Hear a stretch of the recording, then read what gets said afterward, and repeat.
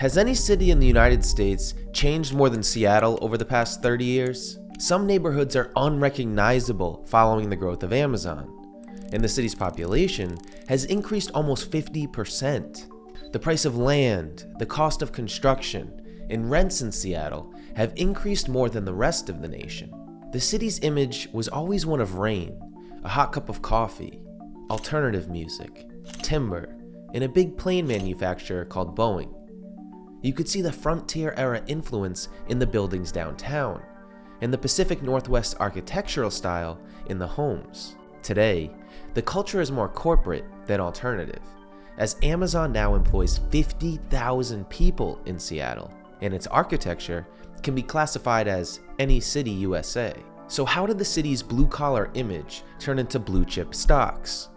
And what has Amazon's impact been on the cost of living in Seattle? Seattle isn't the first city to be transformed by a single company or industry. Ford's assembly line in 1913 sparked Detroit's boom. By the 1920s, Detroit was the motor city, drawing in hundreds of thousands of workers. Rochester, New York's identity was shaped around Kodak, who employed tens of thousands throughout the 20th century. But the company declined with the rise of digital cameras. Silicon Valley has been transformed as well since the growth of Apple, Google, and Meta in the 2000s. But over the past 30 years, I'd argue nothing compares to Seattle. Seattle is now synonymous with Amazon, a company that has transformed the city's skyline, as well as its labor and housing markets. Although Seattle's history as a company town actually predates Amazon. Packer, founded in the area in 1905, originally producing railway and logging equipment, is now one of the world's biggest truck manufacturers, with brands like Kenworth and Peterbilt.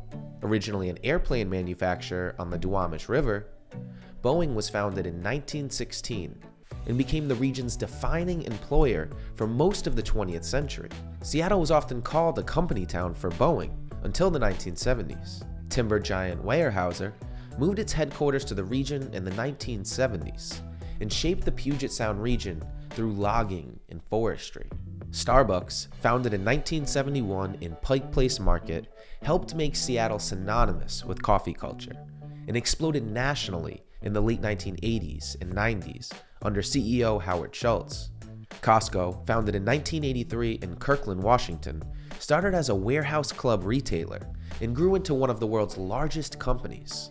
Then came the tech era. Bill Gates moved Microsoft to Redmond, Washington in 1979, turning land just east of Seattle in Redmond and Bellevue into a global tech hub, and by the 1990s, became one of the largest employers in the region.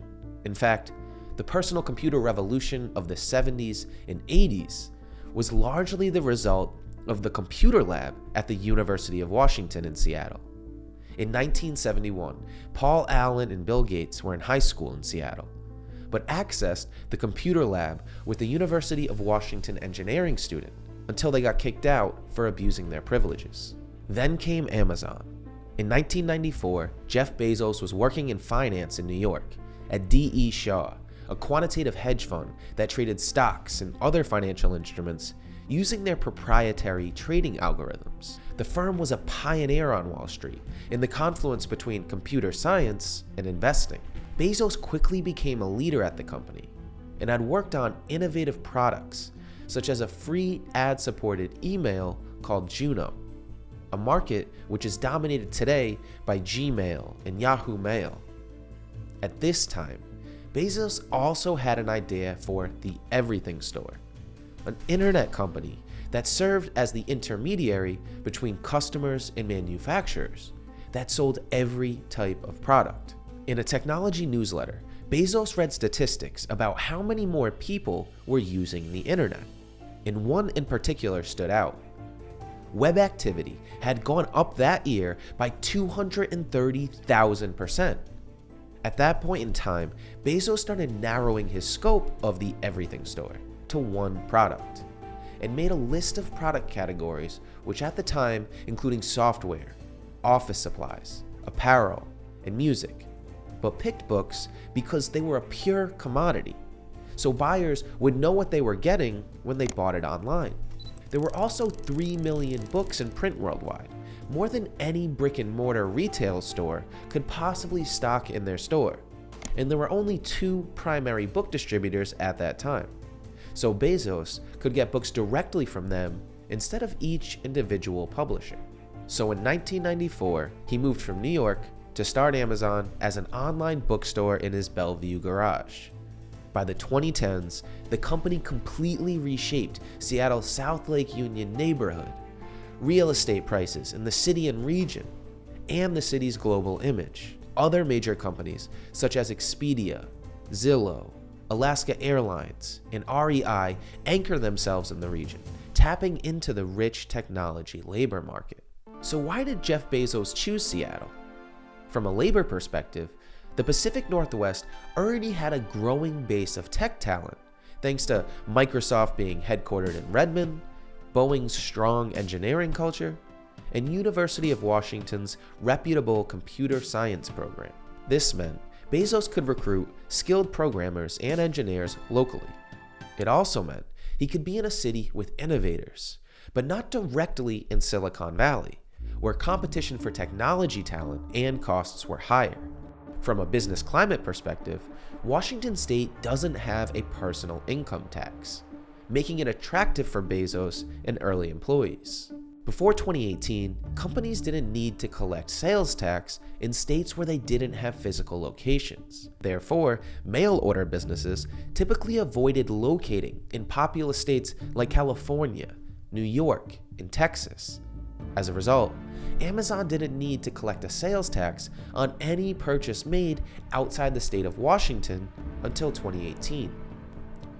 Geographically, Ingram Book Group, one of the largest book distributors in the United States, had a warehouse in Roseburg, Oregon, allowing Amazon to quickly source and ship books. Seattle is also a port city with direct shipping connections, making logistics easier. Bezos and his then-wife also said they simply liked the area for its livability. So how has Seattle changed since the 2000s? For starters, the built environment looks completely different on the waterfront, and that's a good thing. The Alaskan Way Viaduct was an elevated freeway running through downtown Seattle along the city's waterfront for over 2 miles. Constructed in the 1950s, it effectively served as a barrier between the city and the waterfront. An earthquake in 2001 resulted in minor damage and spurred the need for redevelopment. The highway began its move to an underground tunnel in 2019, and the double-decker structure was demolished and replaced with a surface-level boulevard and pedestrian bridge from the city to the water. The city also added the Link light rail system in 2009, opening a 16-mile line from downtown Seattle to SeaTac Airport, which expanded to the University of Washington in 2016, and now as far north as Linwood City Center, and as far south as Angle Lake. The 2 line was added in 2024, which connects Seattle to Bellevue and Redmond. But these transportation improvements aren't really the result of Amazon, as these plans were in the works long before they became a major force in Seattle. To understand the impact Amazon has had on Seattle, let's compare the cost of living from the 2000s to today. Let's look at 3 areas: the cost of housing, entertainment, and incomes over the past 25 years. Seattle is the largest city in King County, so I'll use the county data for housing, as it includes the areas surrounding Seattle as well, including cities such as Redmond, where Microsoft is headquartered. Housing values have always been higher in King County compared to the US median, but after 1990, they started to climb at a much higher rate than the rest of the country. Adjusted for inflation, in 2000, the median home value in King County was $430,000. Today, it's double at $860,000. Gone are the days of the 90s, where a single-family home was $320,000 in Seattle or $180,000 nationwide. In the entertainment industry, Seattle had the NBA through 2008 with the Seattle Supersonics playing downtown under the Space Needle. The team sold to a new owner in 2006, who moved the Sonics to Oklahoma City after failing to get Seattle to pay for a new stadium. A team who did get a new stadium was the Seattle Seahawks. In 2000, while Quest Field, now Lumen Field, was getting built, the Seahawks played at Husky Stadium on the campus of the University of Washington. Face value tickets were going for $30 to $100 for standard tickets and $260 to about $500 for club seats. Today, the value upper level tickets start at $80, and club seats range from $390 to about $1,000. How about incomes? How much were people making? The median household income in King County in 1993, the year before Bezos founded Amazon, was $88,000. Today, it's $120,000. Look at how much more home values have increased relative to incomes in the area. Homes have increased 100%, while incomes have increased by 20%.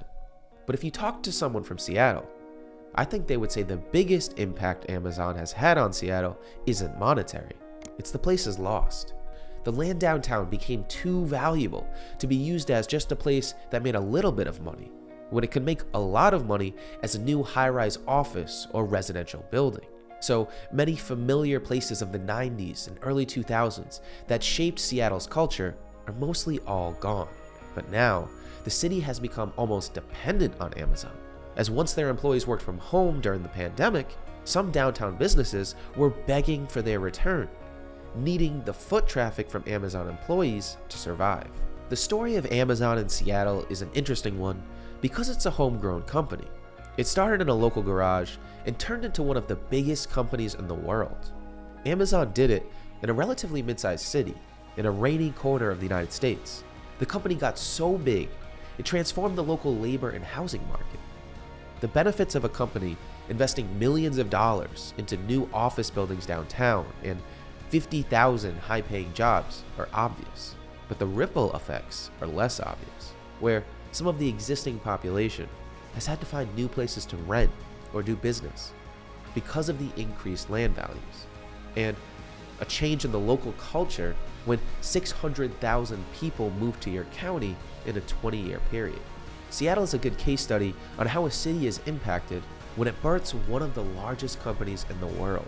If you're interested in cities, economics, or planning, subscribe for more videos.